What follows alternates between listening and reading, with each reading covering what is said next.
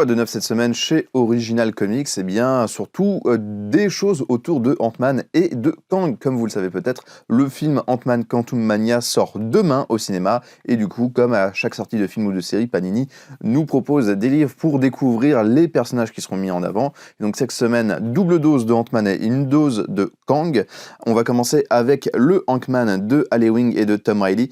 Un très très bon comics qui sort en 100%, 4 numéros qui vont en fait voir un Ant-Man du futur, un Ant-Man inconnu qui va essayer d'avertir les Ant-Man du passé qu'un danger arrive et ils ne seront pas trop de 4 pour pouvoir affronter ce danger. C'est une histoire qui est assez intéressante parce que notamment on a un Tom Reilly qui est très en forme et qui pour chaque histoire autour de chaque Ant-Man va essayer de reproduire le style scénaristique et graphique de l'époque pour pouvoir nous raconter ces histoires. Donc c'est vraiment une curiosité qui est assez brillante dans l'exécution, avec un Al Ewing qui, vous le savez, Al Ewing, c'est un auteur qui monte énormément ces dernières années, qui avait commencé vraiment pas mal à se faire connaître chez Marvel avec ses Avengers No Road Home et il y en avait un deuxième dont j'ai oublié le titre.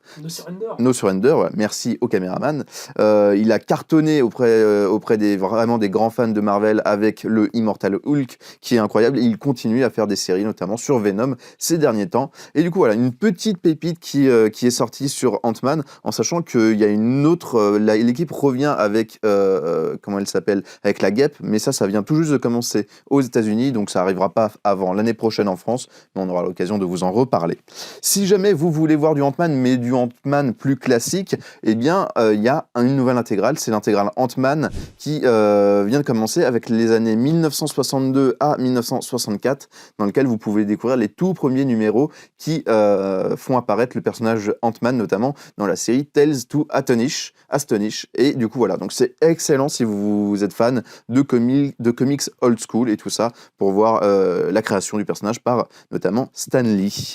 On va continuer du coup avec l'autre versant du film Ant-Man Quantum Mania et Kang, avec en Epic Collection l'arrivée de la saga Kang War de Steve Englehart. Alors ça s'appelle Kang War parce qu'il y a Kang qui intervient, mais c'est plus une série qui est centrée sur le personnage de la Madone Céleste. C'est notamment ce récit qui a permis en fait, qui a servi de base pour l'événement Empire de Al Ewing. Si jamais vous l'avez lu, pas mal de ces idées viennent de là, en plus de la guerre Kree-Skrull, et du coup voilà, c'est vraiment quelque chose d'assez intéressant. Donc c'est du old school, c'est les années 70-80 si je ne dis pas de bêtises. C'est les années 70, voilà, c'est 74, dans lequel vous retrouvez les Avengers 129 à 135, 137 à 149 et deux Giant Size Avengers 2 à 4 qui sont liés en fait avec notamment la première partie de ces numéros d'Avengers. Donc voilà, si vous voulez découvrir un peu le personnage de Kang et en savoir plus sur notamment les origines de la Vision, sa relation avec la Sorcière Rouge, la Madone Céleste, le personnage de Mantis, tout ça sera là-dedans. C'est toujours disponible dans deux formats, le format souple et le format cartonné dit collector en édition limitée, voilà, qui est du plus bel effet aussi avec cette petite couverture en splash page qui va sur le devant et sur le derrière. Et du coup voilà, donc c'est excellent si jamais vous voulez en apprendre un peu plus sur Kang, comme je vous l'ai dit. On continue avec le tome 3 des Avengers de Kieron Gillen. Le dernier? Non, c'est les Éternels, c'est pas les Avengers. Ah oui, les Éternels, oh désolé. Les Éternels, oula, c'est le matin, hein, c'est difficile. Les Éternels de Kieron Gillen, une série qui est toujours aussi sympathique à suivre, que vous pouvez continuer dans ce format 100%. Le tome 3 des What If est aussi sorti. Si vous voulez continuer les premiers What If, donc les What If classiques, notamment avec du Gary Friedrich, du Mark Wolfman, du Peter Gillis, du Herb Trimpe et du Carmine Infantino et d'autres. Et pour les fans du grand géant de Jade, on a un MOOC Hulk 60 ans. C'est comme le MOOC qu'on avait eu sur Spider-Man, vous vous en rappelez peut-être. Donc c'est 60 ans de Hulk pour un peu en apprendre plus sur le personnage, ses origines, ses grands moments, agrémentés de plein d'infos, de quelques couvertures. À la fin, on a tous les logos de Hulk qui sont assez sympathiques à redécouvrir. Voilà, d'où viennent les idées, comment le mythe du Dr. Jekyll et Mr. Hyde a été réutilisé pour créer ce personnage hautement intéressant. Du coup, voilà, si jamais vous êtes fan, c'est un immanquable. Et on va finir avec Star Wars, la petite dose de Star Wars de la semaine, avec le Star Wars Galactic Star Cruiser Halcyon Legacy de Ethan Sachs et Will Sliney.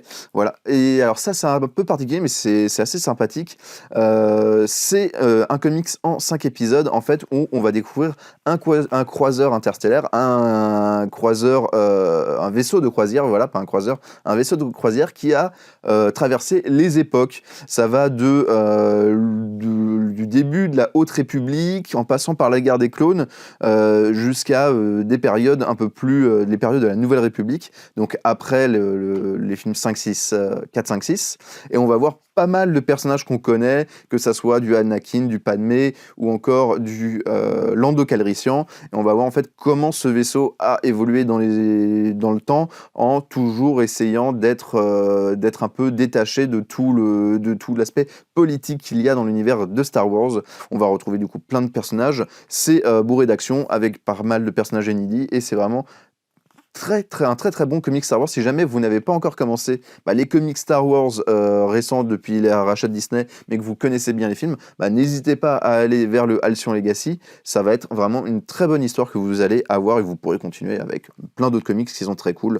Mais du coup voilà, donc pas mal de sorties, et si on devait ressortir quelques nouveautés de cette semaine, on ressortira sûrement le Kang War et le Ant-Man, dans 2 genres différents bien sûr, mais qui sont idéales si jamais vous comptez aller voir le film en petit préambule, ou après avoir vu le film, pour voir en fait l'autre côté du coup du MCU, les comics originaux. Ne ratez pas non plus cette semaine le nouveau Marvelverse Ant-Man et la Guêpe, idéal donc comme je vous l'ai dit pour les autres comics, pour découvrir ces personnages, le Marvelverse et ces comics qui coûtent je crois 8,99 € aujourd'hui, et qui compile plein de petits numéros de comics à travers les époques de certains personnages. Ici, c'est Ant-Man et la Guêpe. Vous avez du Ant-Man and the Wasp de 2012, Ant-Man de 2015, des numéros des années 80, voilà, plein de choses pour découvrir un peu les personnages et leurs différentes évolutions dans les comics. C'est toujours sympathique, notamment si jamais vous ne connaissez vraiment rien aux comics. Et pour les fans de softcover, on vous rappelle que le Marvel Comics 14 vient tout juste de sortir cette semaine.